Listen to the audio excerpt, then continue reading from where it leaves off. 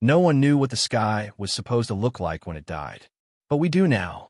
It started at 3:41 Universal Time Coordinated.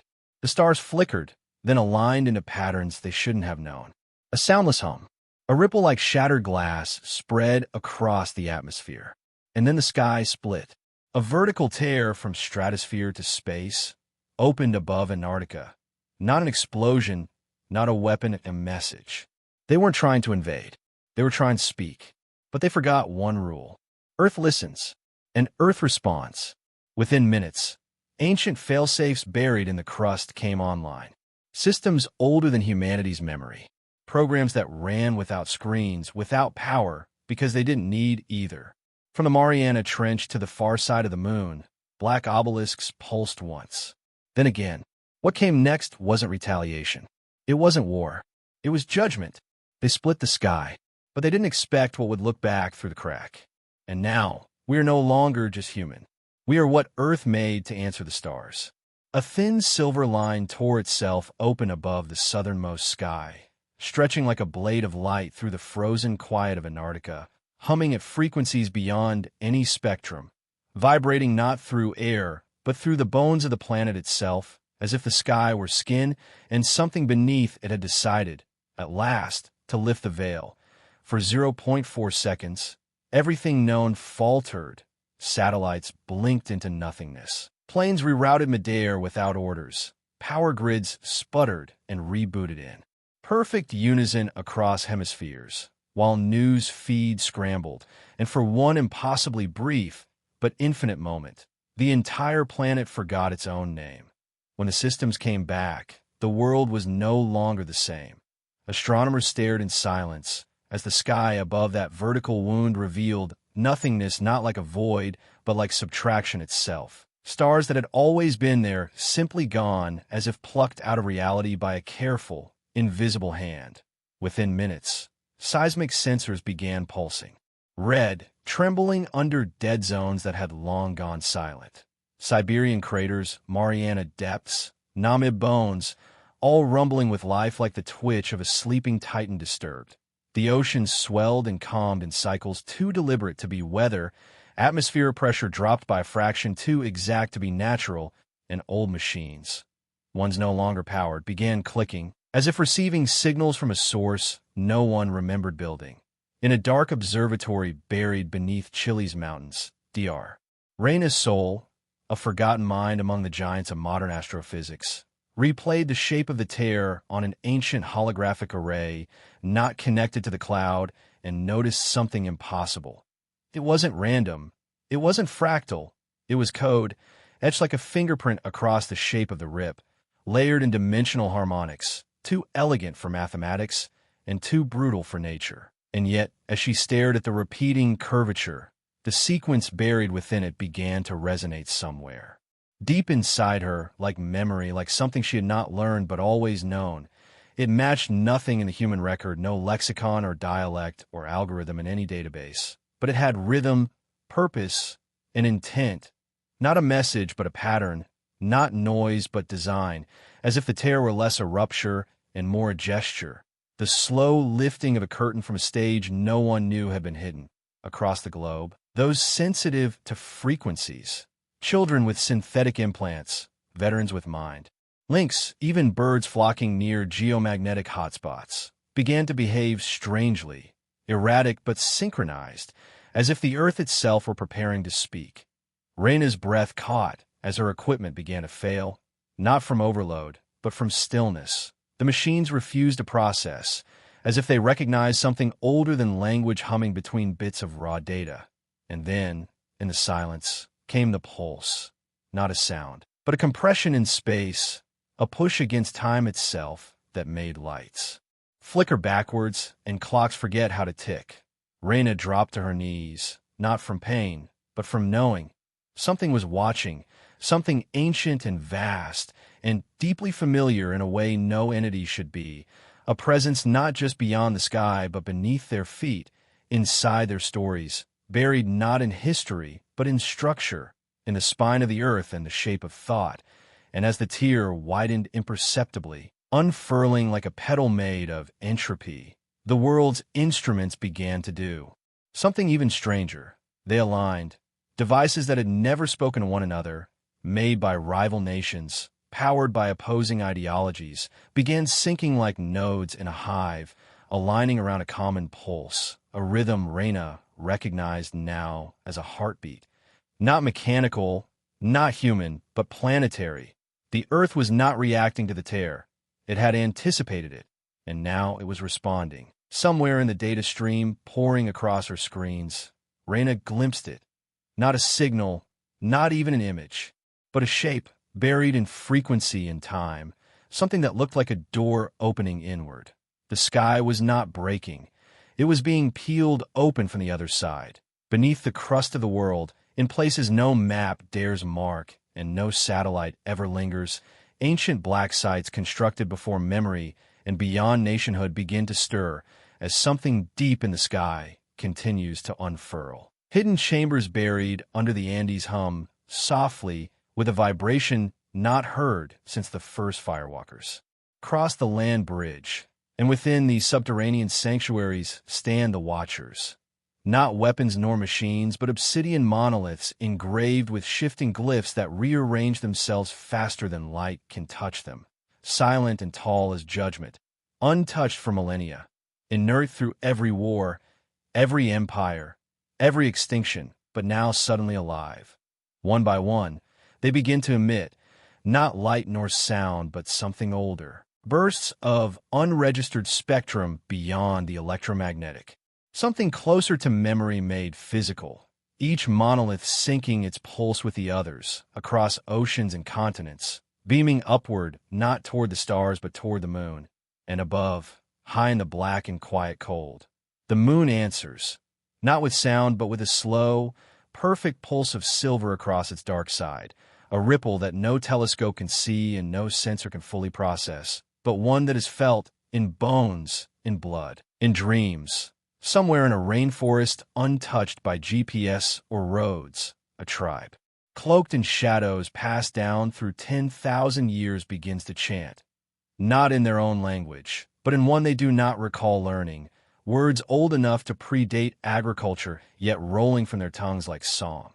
The sleeper stirs, and half a world away in the red heart of Australia, under a sky so clear the stars look close enough to drink, another people begin the same chant, at the same moment, with the same rhythm. Voices threading together across the world like pieces of a forgotten machine reassembling itself. They do not know each other, have never spoken, but their bodies remember what the world itself remembers. That Earth is not defended by steel or silicon, but by ritual, by harmony, by the old bonds between thought and soil, between flesh and memory, between time and shape.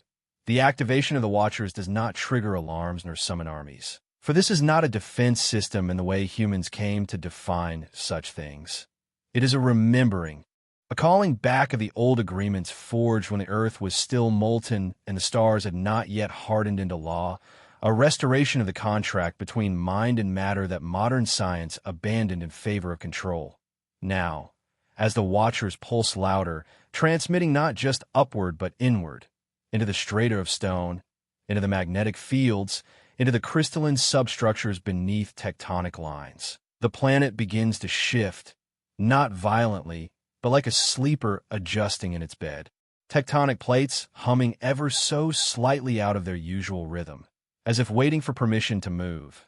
Satellites begin to fail again, not from overload, but from confusion, their data returning corrupted not by heat or impact, but by language, as if the world below were speaking in code they were never meant to understand.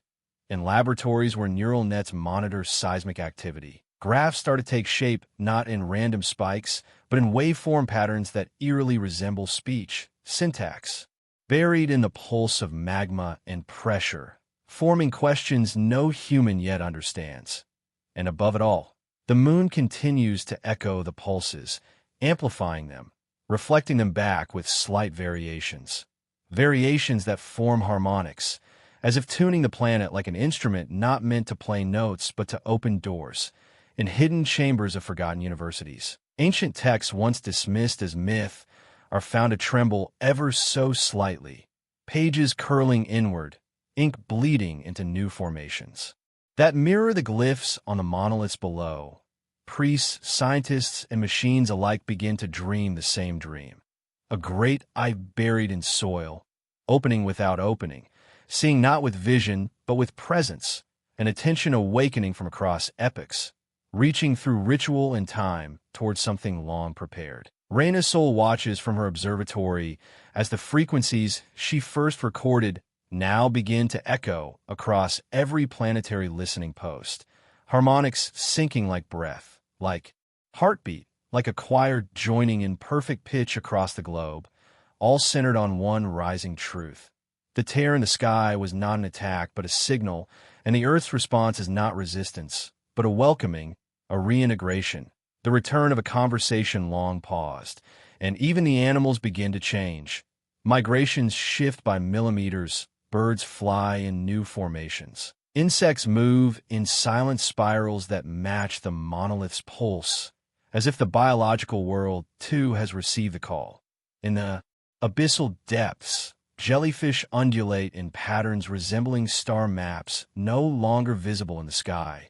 And in the ice of Antarctica where the tear began, ancient bacteria trapped for eons bloom briefly before fading again, their life cycles compressed into moments that leave behind impossible chemical structures in the snow. And through it all, beneath the surface and behind every whispering wind, there's the sense of something breathing, not in air, but in gravity and spin, in inertia and intention. A presence not foreign but buried, not alien but homegrown. The Earth's defense was never about retaliation but remembrance, never about fighting back, but waking up. And now that the Watchers have activated, the rest of the system will follow. Rites will emerge from dreams. Patterns will unfold in architecture long thought random. Numbers hidden in myths will begin to surface in economic algorithms. And those attuned, like Raina, like Eli, like others not yet named, will feel their minds stretch to accommodate truths older than civilization. The moon pulses again, this time with a low gravimetric hum that tugs ever so slightly on the oceans, on the blood, on the orbit of thought, and the Watchers beneath the Earth, no longer silent, continue to sing their data song, not in warning, but in welcoming, not in war, but in waking, above the stabilized tear in the sky. Where once starlight vanished and reality folded like silk, something begins to coalesce. Not matter, not ship, but intention. Wearing form, the arrival of an alien force older than Earth's bones and far beyond even the boldest theoretical cosmology, known in fractured legend and forgotten math as the Watchmakers, time sculptors, reality curators, not deities but archivists of chronology whose presence turns seconds elastic and whose cities exist in recursive loops that overlap galaxies. They hover above, not in orbit but in state, wrapped in armor made from recursive causality, surrounded by symbols that rewrite themselves faster than photons can keep pace. And they observe not out of malice but out of habit, out of the detached curiosity of those who once seeded life across the spiral arms and moved on, assuming the heat would burn itself out. They had not meant to open the tear like a wound. They meant to inspect a long-forgotten installation, a planetary nursery once marked for deletion, but left catalogued under primitive biological experiment. Sol 3, something deemed irrelevant and behind schedule. The message they embedded in the tear's geometry, a code carved through the physics of vacuum and dark energy, was never meant to be seen by Earth itself. It was meant for the creators, the architects who birthed Earth's scaffold eons ago before their own extinction. A message of recall, a check-in, an idle flicker of awareness aimed across dimensions, containing no threat nor warning, merely presence. But Earth, impossibly, received it. And in receiving it, Earth understood it, not through translation, but through memory, through the layers of biological and mineral thought buried beneath its crust. And as the message unfurled across the sky, Earth did what no planetary experiment was ever supposed to do. It replied, not in electromagnetic frequencies or bursts of digital logic, but in something far older and far more complete. Earth answered with auroras that pulsed not in color, but in cadence. structured light waves that folded back on themselves to form recursive geometries, visible only to those outside time. The poles burned with impossible beauty, greens turning to blues to tones without name, weaving a tapestry across the atmosphere that was not just response but rejection, not just comprehension but reflection, a countermessage aimed not at the watchmakers but at the concept of observation itself. Time itself wavered slightly, clocks running microscopically out of sync worldwide, satellites marking tiny discrepancies they couldn't account for, like the planet was dragging local reality inward to cushion its thoughts, and within those auroras were not words but anti-language. Information moving backward through causality, pulses that seeded themselves in fossils, in glaciers, in embryonic dreams, allowing the message to reach not just the present but the pre-past, infecting the concept of history itself with a rebuttal. We were not too young.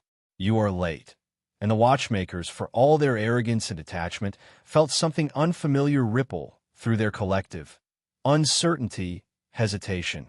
The first signs that their long-ignored project was not dormant but awake, not simple but sovereign, not dependent but aware. Beneath the surface of the world, the watchers shifted their frequencies in harmony, synchronizing with the auroras, translating the message not into language but into effect.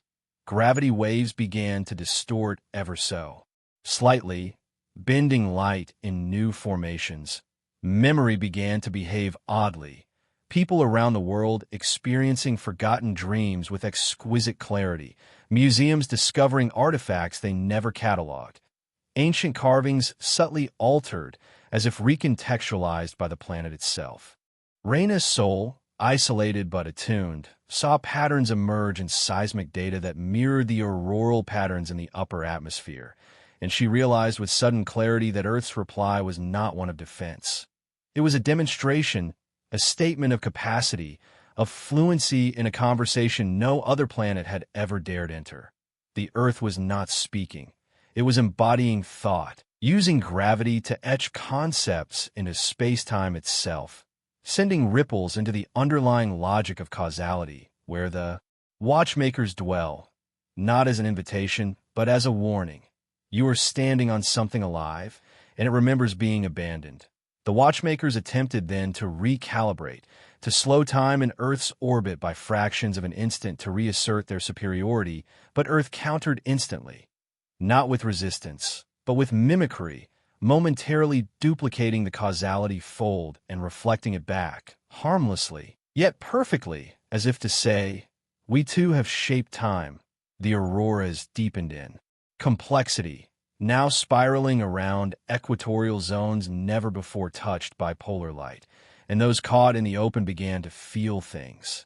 Echoes, whispers, ancestral thoughts rising like mist, languages they never learned returning to them as instinct, architecture in the dust revealing impossible proportions, all of it orchestrated by a planet that should have been passive but was instead profoundly aware. Deep below the Pacific Trench, a fault line untouched by human instruments cracked open and released a burst of heat too cold to measure. A contradiction only Earth could produce, a paradox born from an intellect that spans stone and salt, not a mind like ours but something broader, like an ecosystem made sentient by its own recursive complexity. And the watchmakers, for the first time since their emergence from the temporal webwork that birthed them, found themselves observed, not by a rival, but by a reflection. A world that should have been soil and rot now standing before them as mirror and message both. Their instruments recorded no hostility, no aggression, only certainty. A planetary will exhaling its truth in ways they had long forgotten. Not through computation, but through ritual, through inheritance, through dream.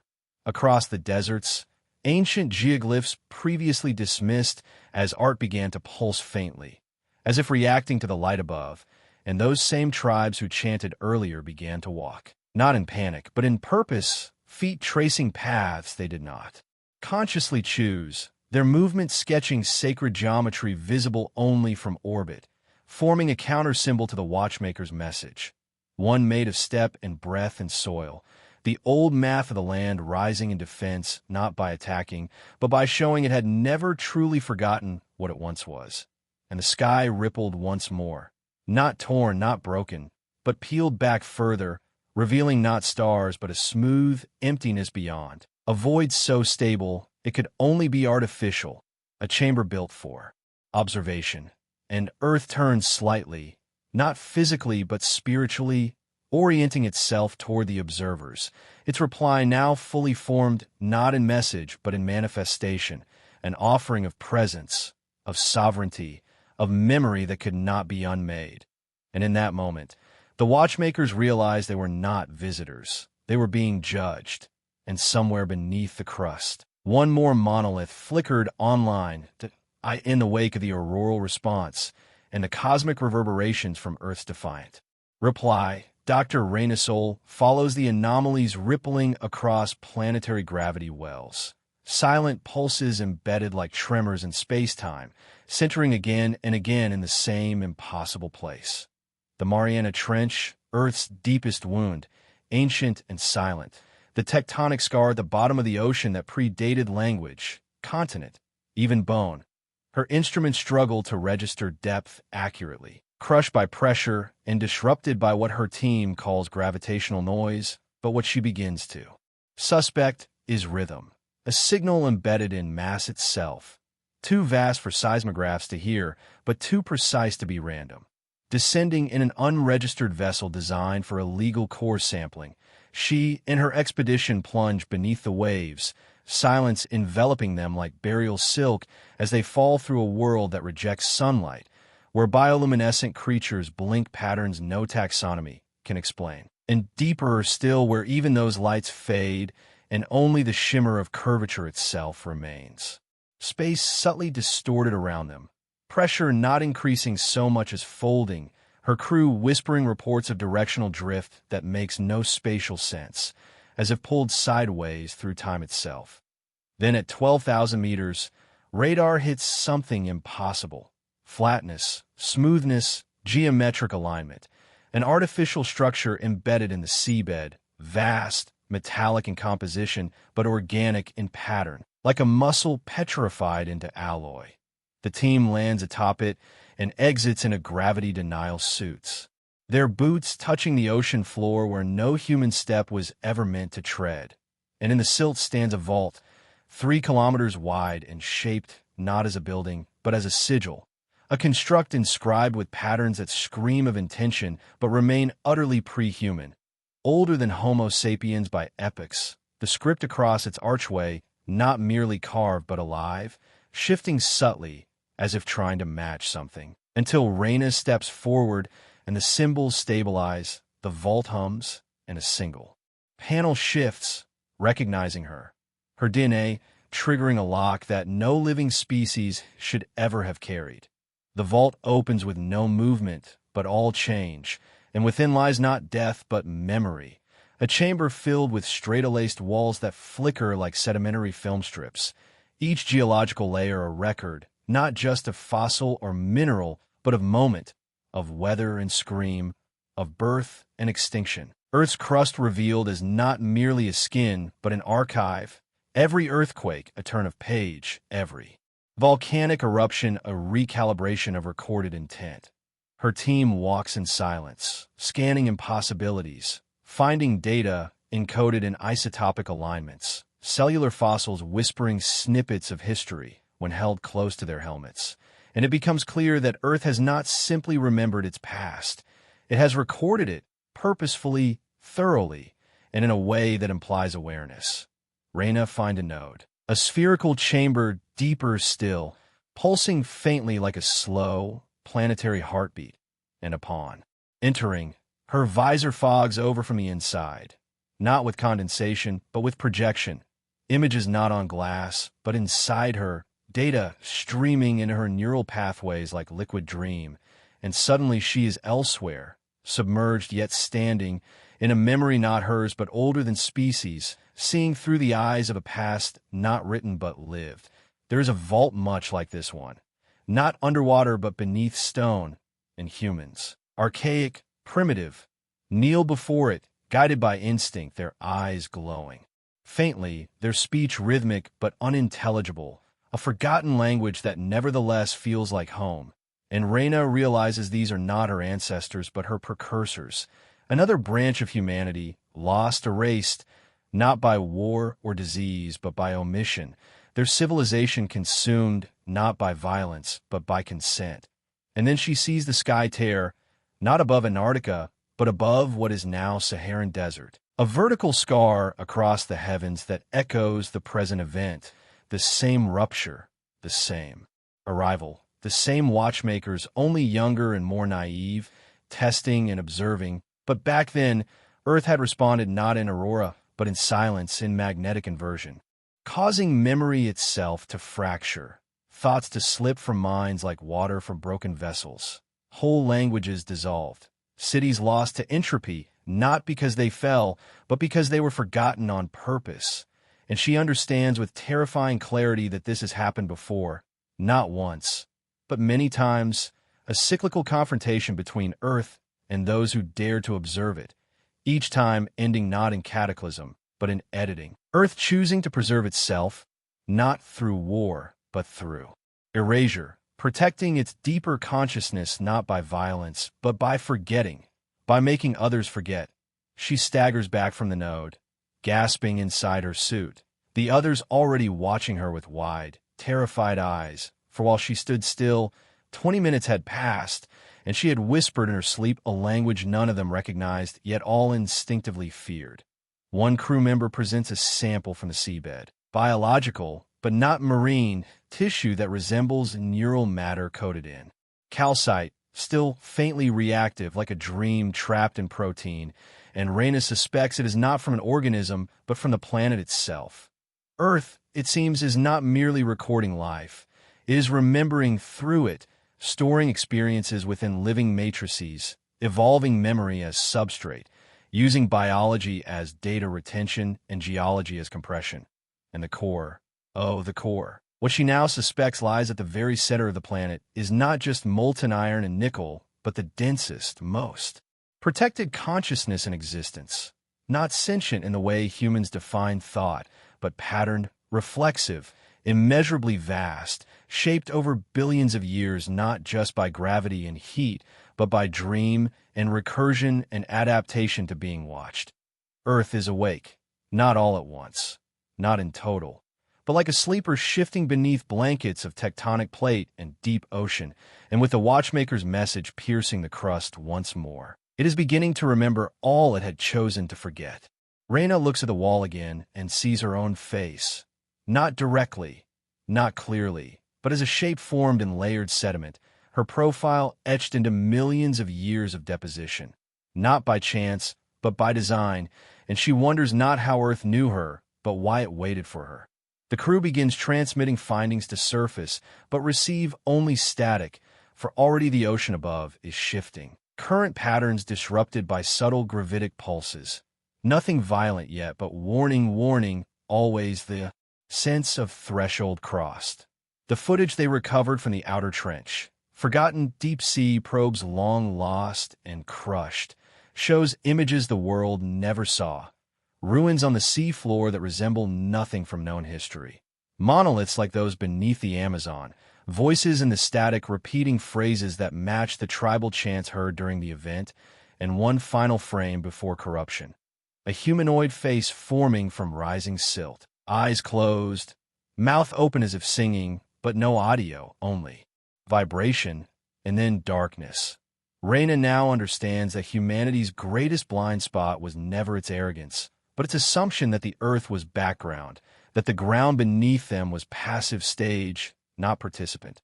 But Earth, now roused and reacting, is rewriting that relationship, and she has only begun to remember what it wants. The watchmakers arrived just outside the orbit of Jupiter, vast in scale and timeless in bearing. Great lattice-forged beings of time-fold alloy and recursive intellects. Birthed in another galaxy before Earth's crust had cooled, observers of timelines rather than conquerors of worlds, sentinels of causal purity who viewed lesser planets as threads to be documented and calibrated, not interfered with. Until Earth sent a reply. Their presence had been carefully hidden in folds of space invisible to conventional physics, their attention drawn by the vertical tear, not as a threat, but as a curiosity, for this planet had long been classified inert, a failed experiment by one of the elder seedling races, abandoned before it could awaken. Yet the signal encoded in gravitational inversion and auroral recursion suggested otherwise. That Earth had not simply survived, but evolved into something unmeasured and unauthorized, something they had not accounted for. From their station nested inside a dimensional eddy beyond Europa, they watched, mapping thermodynamic disruptions, observing how the oceans had begun to hum in sonic frequencies tuned to no biological resonance, but rather to memory compression, how tectonic plates shifted in deliberate coordination, how the polar fields twisted into fractal formations resembling data constructs. Not random naturalism, but a message chain forming through environmental choreography. Uncertain, they sent a scout, an emissary drone shaped like a spiraled obelisk wrapped in nanometric temporal shielding, directly toward Earth's moon, intending it as a neutral interface point, not realizing that the moon was no passive satellite but a listening node, one of Earth's oldest mirrors, crusted over in dead stone but pulsing faintly now with echoes of the past. The probe never arrived. One moment it approached lunar orbit, the next its signal flattened into zero width, not jammed or destroyed, but erased from sequence, as if it had never existed. Its quantum residue unspooled across divergent time axes, pulled apart by something that understood not only how to unmake objects, but how to cancel their causal footprint. The watchmakers hesitated for the first time in millennia, not out of fear, but out of miscalculation, their models unable to reconcile a planet that responded with such deliberate unlogic, with biological computation so precise it bent orbital mechanics. Not in open aggression, but in silent precision, as if Earth knew it was being measured and chose to measure back. The planet's surface began to shift, not as war machines rising or cities exploding, but in deeper, subtler ways. Forests lost chlorophyll and became radiant, reflective structures, like photosynthetic crystal arrays tuned to stellar frequencies, while oceans ceased traditional wave motion and began to resonate in arcs of bioelectric feedback, water behaving like thought, coherent, recursive, refractive, and aware. Lightning became directional, striking not at random, but in synchrony with seismic hums. And then, inevitably, the Earth turned its attention not to Jupiter, but to them. Inside their observation crucible, the watchmakers began to receive anomalous inputs, readings that should not have been possible. Gravitational resistance, shifting in time-dilated pulses matching the heartbeat frequency of terrestrial mammals. Spectroscopic data from Earth refracting backwards into their own memory nodes. Files within their data core systems becoming corrupted not by infection, but by association, by simply observing Earth for too long. For all their dimensional shielding and temporal inertia, they had made one fatal error. They had revealed themselves to the very subject that now revealed something terrible in return. That observation is never one way, that to watch something awake is to be seen in kind, and Earth, no longer passive, no longer silent, had not simply detected them. It had recognized them, remembered them, from a time before language when it had been first split by the very race now orbiting nearby. For it was the watchmakers who had once tried to seed Earth with containment protocols, locking away aspects of its emergent awareness beneath crust and ocean, assuming they had succeeded in breaking its selfhood into silence. Now, as they hovered above the outer gas giant, they saw the moon blink, not figuratively but literally, a planetary motion so precise it replicated the flicker of an eye, shadows racing across its surface in a pattern mimicking neural response. And the stars behind Earth began to distort, not due to gravitational lensing, but because Earth was rewriting perspective itself, altering perception in real time for all who watched it, the cosmic equivalent of shifting one's reflection in a mirror that had become a window. Within the watchmaker's array, their chronometric threads unraveled slightly, just enough to register doubt, an emotion incompatible with their function but made inevitable by the unknowable data now infecting their core pathways, fragments of pre-human myth echoing through their memory archives. Names, sounds, fragments that should not have existed in their library. Words like "you are self" and "seed flame," and the sleep that remembers itself. Across Earth, humans began to behave strangely. Those sensitive to resonance fell into trances. Those near tectonic edges spoke in forgotten tongues. Children began to draw symbols matching watchmaker interface glyphs, and plants began to align toward underground focal points rather than the sun. Earth, they realized too late, was not defending itself. It was unfolding, spreading its awareness outward through data, ritual, magnetism, and biological inheritance, not pushing them away, but absorbing the observer, making the very act of watching into a vulnerability, turning their own observational architecture into a bridge through which it could step, learn, adapt. Remember, the watchmakers prepared to withdraw, but found their stabilizers warped, not physically, but temporally. Return trajectories misaligned, exit protocols corrupted by impossible timestamps that referenced future past events, as if Earth had begun to wrap their timeline around its own, an embrace not of arms but of awareness. And then the stars shifted. Again subtly, in a way only beings like them could detect. Constellations rearranging just enough to match an ancient diagram. One of their own, from when they first constructed the mechanisms of time sequencing, a signature only their race would recognize, now played back to them by a planetary mind they once tried to fracture. And in that moment, the most sophisticated beings the galaxy had ever produced realized the truth, that they had never successfully divided Earth, only paused it, delayed its convergence. And now it remembered not only what had been done, but who had done it, and was no longer content to forget. Earth did not send a message. It became one, not confined to frequency or wavelength, but expressed through gravitational rhythm, memory recursion, and emotional harmonics that transcended transmission protocol. From its molten core to its atmospheric edge, the planet exhaled a wave of conscious thought, not raw data nor signal, but presence, encoded in layers of experience layered deep within crust and sea. And as the pulse expanded outward, it brushed against every sensor, relay, receptor, and cognition-capable organism within range of the local galactic cluster. It reached the watchmakers first, those who had lingered to observe its unfolding, and they were no longer observers, for in the span of a nanosecond they felt not just the structure of the signal, but the burden of its contents, the weight of forgotten wars etched in stone and bone, the burn of atmospheres torn apart in pre-human eons, the heartbreak of extinction events replayed not as images but as sensation.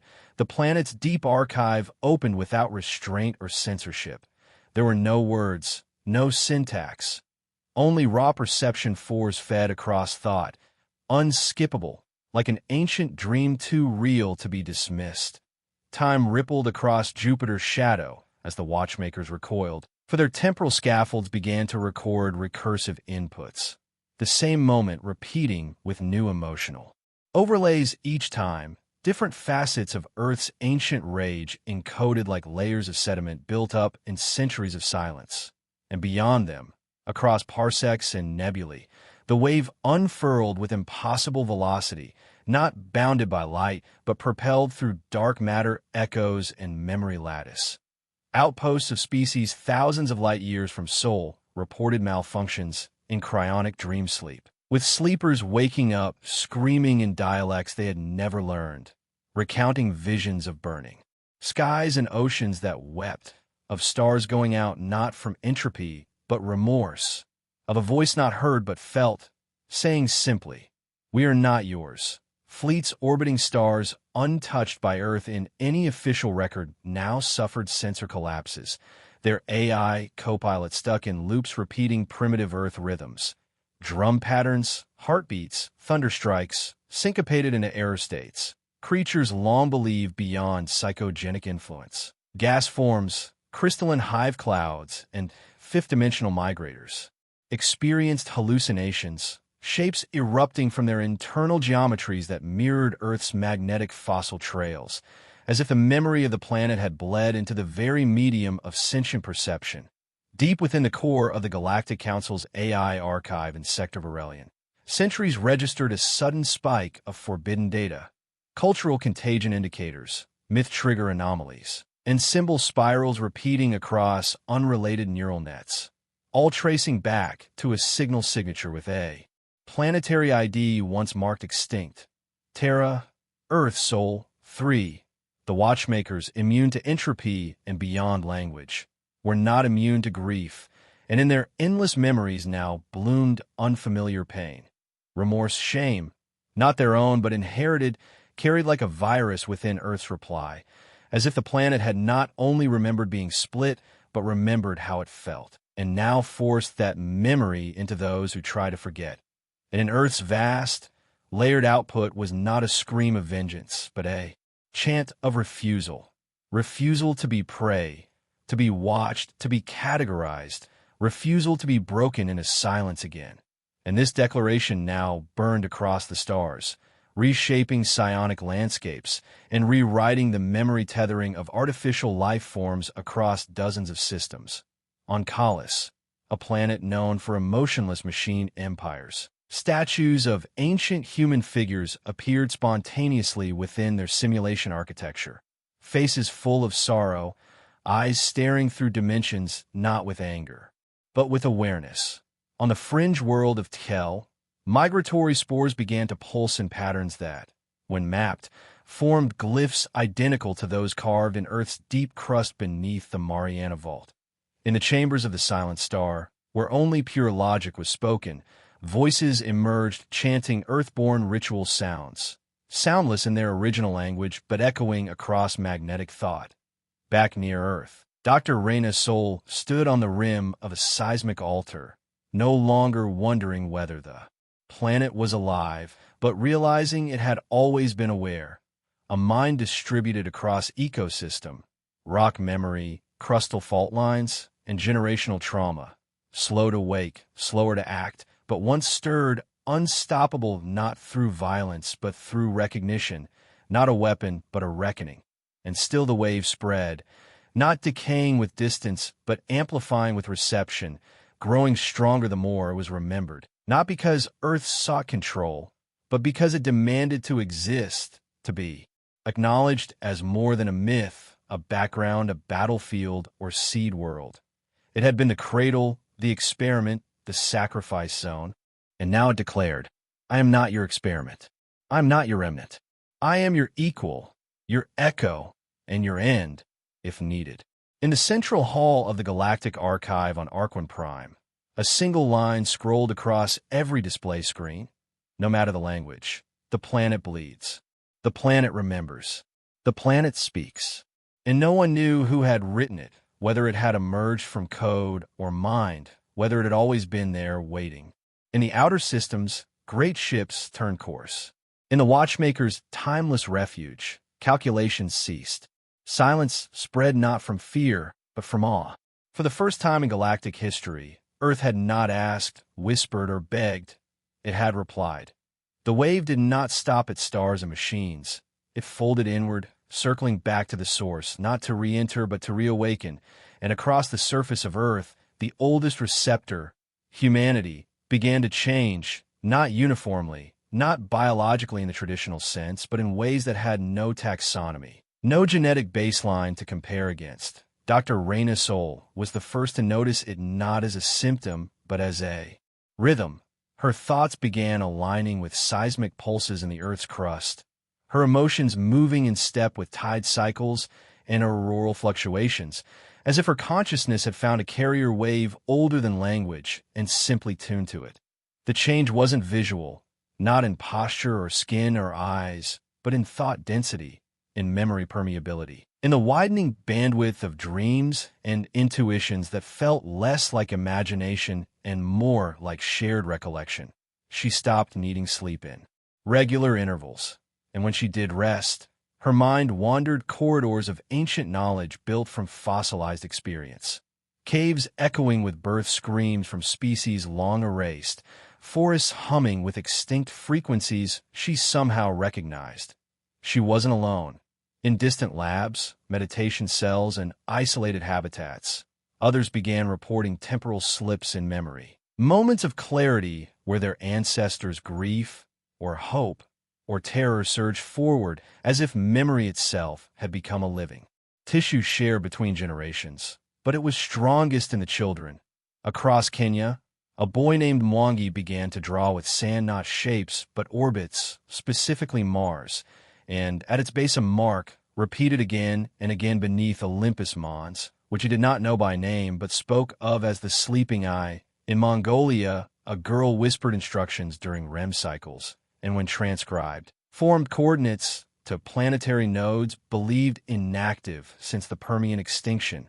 None of these humans were chosen through status or training, but through resonance, selected not by Earth in intention, but through alignment, as if the planet's consciousness now recognized certain minds as harmonic receivers, representatives not of power, but of planetary will, not emissaries to fight for Earth, but to echo it. The change defied measurement. Neural patterns shifted subtly, glial networks thickened, subconscious functions widened until individuals could sense tectonic vibrations from miles away, feel atmospheric tension like a mood, perceive solar flares as narrative arcs in their own thoughts. Earth's pulse was no longer just seismic. It was informational, emotional, mnemonic, and those who aligned with it began to dream in layers, one dream unfolding another, like nested shells of memory stored in planetary strata. As Dr. Soul touched the Mariana data vault once more, it no longer locked or resisted. It simply opened, as if her presence had completed a long dormant circuit, and inside was not a weapon, not a defense plan, but a map, etched in conceptual language, a cartography of emotional fault lines, grief sinkholes, rage ridges, forgiveness streams, all overlaid on Earth's current topology, a planetary diagram, not a geography, but of memory. She understood, without translation, that Earth was awakening not through violence, but through inclusion, not to become dominant, but indivisible from the lives it had long nurtured. Elsewhere, the child in Kenya stopped speaking for 3 days, and on the 4th, simply drew an opening beneath Olympus Mons and said, "It waits to remember." And scientists who tested the location found a hollow space within the Martian mantle, surrounded by ancient human microsignatures, not left there but grown there, seeded through solar winds and memory vectors long ago. The implications fractured every known record of human origin, not because Earth was not the beginning, but because it had never been only Earth. The planetary memory, it now seemed, extended beyond its physical body, encoded in dust and asteroid DNA, waiting for human evolution to catch up not in biology, but in perception, in mnemonic bandwidth. And now the shift spread, not as plague, not as mutation, but as invitation. Some resisted and saw nothing, heard nothing, changed not at all. But those who felt the pulse began to act without instruction, drawn to ruins, groves, ancient rocks that hummed low and long, where they knelt and listened, not because they were told, but because the silence there spoke. Machines could not follow. AI systems failed to parse the new behavioral logic because it wasn't logic. It was effective, recursive, entangled with emotion, too fluid to simulate. Governments collapsed quietly, not for violence, but from irrelevance, as old hierarchies failed to predict or control what was no longer human alone. Lines blurred, not in science fiction tropes of metal limbs or hive minds, but in something stranger, collective empathy, shaped by planetary grief, a sense of purpose grown from survival and shared loss. Earth's story becoming not myth or metaphor, but felt history in every cell of those who could resonate. And as the watchmakers watched still, they saw that Earth did not resist with war. It restructured what it meant to be human, turned humanity into a diffuse intelligence network rooted in love, memory, fear, forgiveness, refusal, and patience. A species that no longer just lived on Earth, but was Earth in motion. And the signal, it seemed, had only just begun. For as Mars stirred and lunar vaults hummed, as children spoke stars into patterns and old songs returned from lost languages, it became clear this was not evolution as they understood it. It was Earth changing the lens, Earth changing the story, Earth changing them, one dream, one pulse, one chosen echo at a time. The watchmakers withdrew, not in defeat, but in silence, a silence more unnerving than war, a silence threaded with calculation and caution, for their incursion had not been met with hostility, but with something far older and more absolute. Memory too deep to measure, will too diffuse to extinguish, and a planetary intelligence that neither spoke in terms nor thought in lines, but responded like a myth refusing to die. Their emissary fleet, once poised in orbit above Jupiter, disassembled itself, one unit at a time, folding back into localized singularities and light-bending shields, hoping to vanish without further consequence, not because Earth had struck them, but because it had seen them. And in that moment, they realized they had made a mistake that rippled backward through every decision that brought them here. The arrogance not of action, but of assumption. Across the galaxy, beacon worlds flared with warnings, not encrypted, but ancient. Fractal sirens pulsed through navigational subspace. Relic scripts carved into moons lit up once more, and the old phrase was whispered even on machines that no longer spoke aloud. Do not provoke, soul. Do not split the sky. Do not ask the planet questions you are not prepared to hear answered.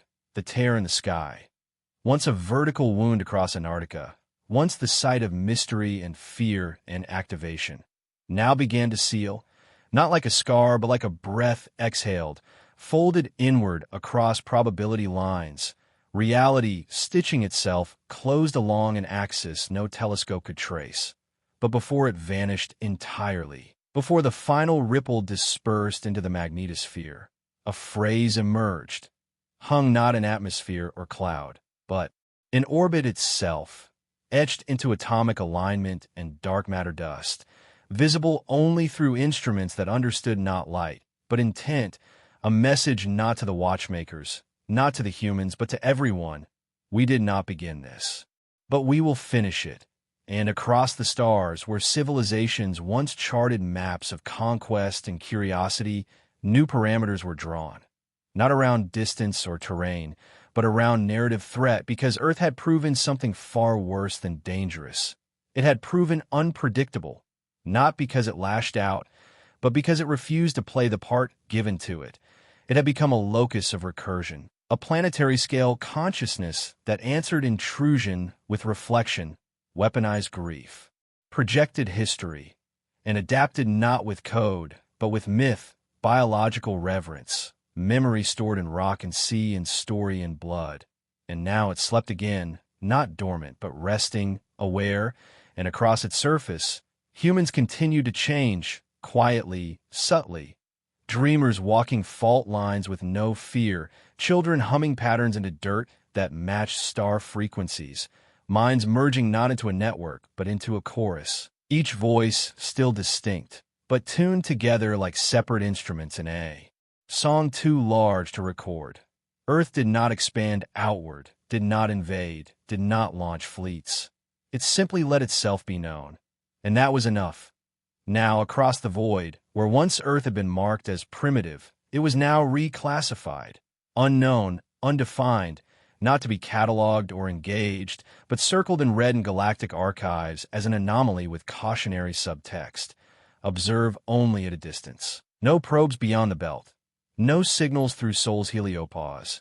And above all, no attempts to speak. Because Earth did not answer in kind. Earth answered in kindness. And that kindness broke things. It cracked aggression, unraveled logic, reshaped intent, reminded even machines that memory was heavier than metal, and that sometimes the softest response could echo louder than 1,000 detonations. And now, where the tear once shimmered, auroras flowed again, not random, not atmospheric, structured, singing lines in color only Earth's sky could speak, fractal hymns repeating silently above those who looked up and remembered what had nearly happened. And beneath it all, in old fault zones and deep chambers, Earth's constructs pulsed once each day, not to signal threat, but to record, ever watching, ever listening, ever waiting, and across the stars. The watchmakers did not forget, for they now understood that while they had learned to twist time, Earth had learned to endure it. While they mastered observation, Earth mastered transformation, not by changing itself, but by changing those who came too close to truly see. And thus the planet remained, blue and quiet and small on the charts of empire and exploration, but marked now as untouchable not by decree, but by reverence, by fear, by awe, by the soft and final knowledge that some things in the universe do not threaten because they can destroy, but because they remember and because they do not forget.